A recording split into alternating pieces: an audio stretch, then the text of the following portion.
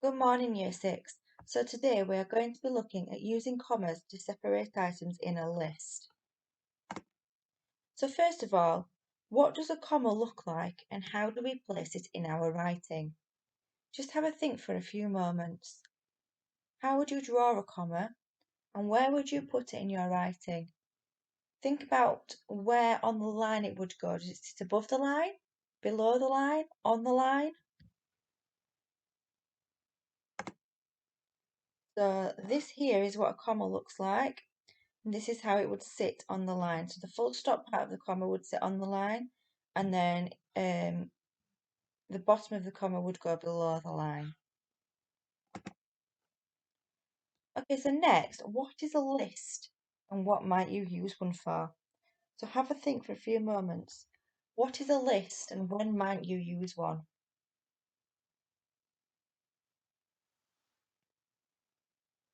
Okay, so a list then is a number of items that are written down. They are separated with commas. Okay? So I've had to think, and this is when I might use a list. So I might use a list when going food shopping or when writing down the jobs that I need to do around the house. You would separate them with commas, but they don't have to be related to items in the list. So a comma tells the reader to take a short pause when reading, but not as long as a full stop. Read the following sentences aloud. Pause when you see a comma or a full stop. So I'll give you a few moments to do that, and then I will also do it too.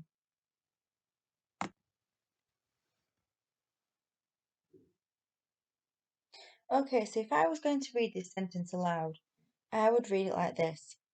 The parrot was bright, blue, and beautiful. He had green wings, silver beak, and yellow feet. So I paused after the word bright and after the word wings. I then paused for longer after the word beautiful and after the word feet because a full stop indicates the end of the sentence, so you can pause for longer, whereas the comma just allows you a short break in order to continue with the sentence. Okay, so what I would like you to do now is read the following sentence and see if you could get to the end of it without taking a breath, and if you can, whether you feel you're rushing. So here is the sentence. I'll allow you to read it first and see how you feel, and then I will also read it out.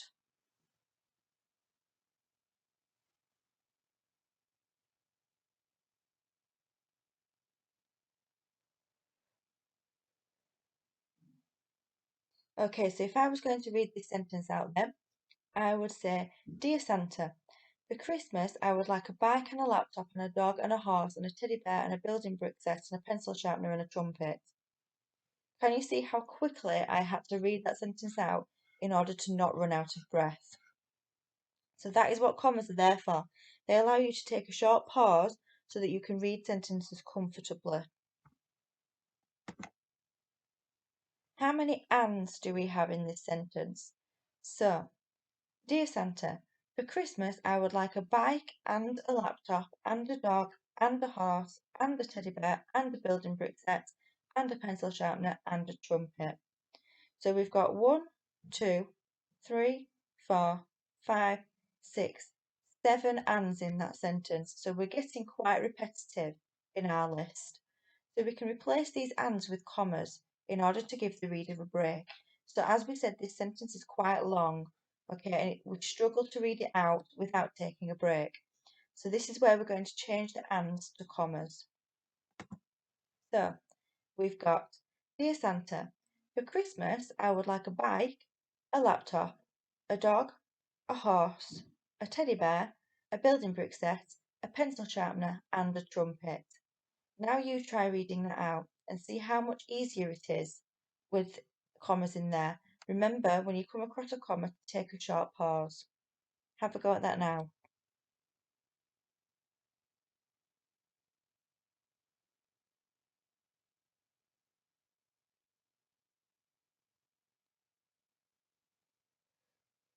So as you can see, it is much easier to read that sentence with those commas in place without having to say and not take a break. So we can replace the ands with commas in order to give the reader a break, and this makes it much easier and enjoyable to read. Okay, so what I would like you to do now, I would like you to have a look at this wanted poster. I would like you to locate the commas that are in the incorrect place. Okay, so unnecessary commas. I would like to go shopping for some trousers, a top, some joggers, and a cap. So there's clearly too many commas in there. Can you locate where the commas are incorrectly placed? Pause the video and have a go.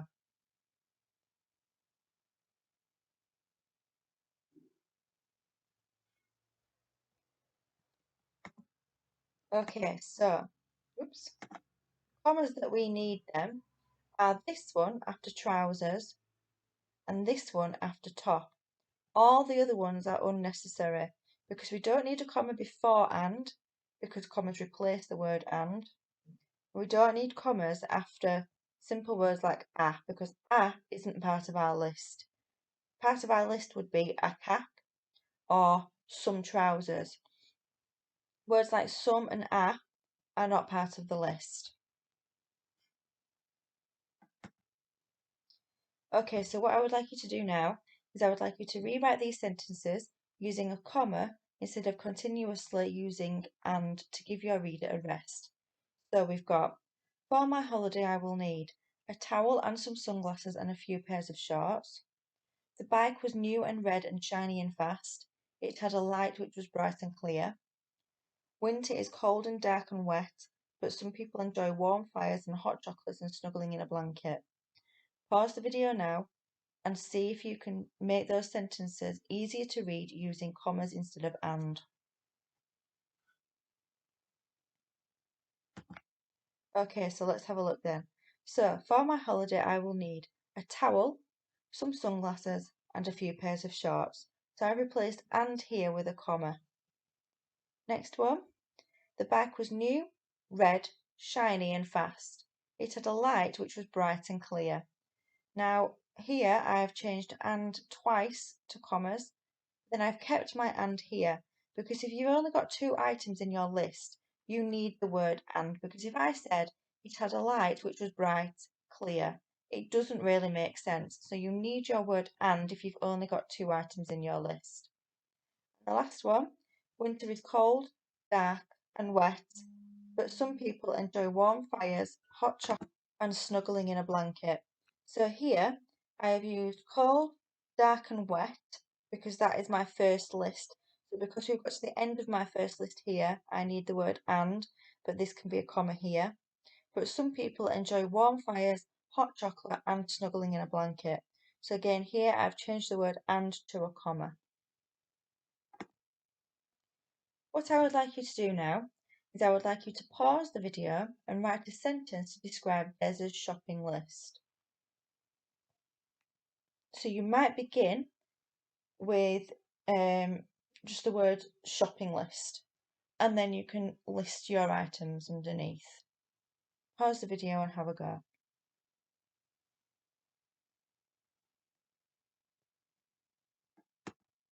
This time I would like you to write a sentence to describe Artem's shopping list. So these are the items in his shopping list. This is Artem. So you might just start with Artem's shopping list and then list your answers afterwards.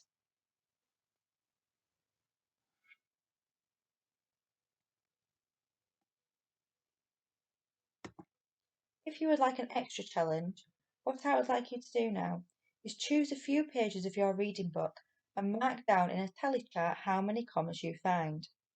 I would then like you to read the same few pages again, this time looking for full stops, and mark them down in a tally also. Then I'd like you to see which there are more of on your pages. Are there more commas or more full stops? Good luck, Year 6. I'll speak to you soon.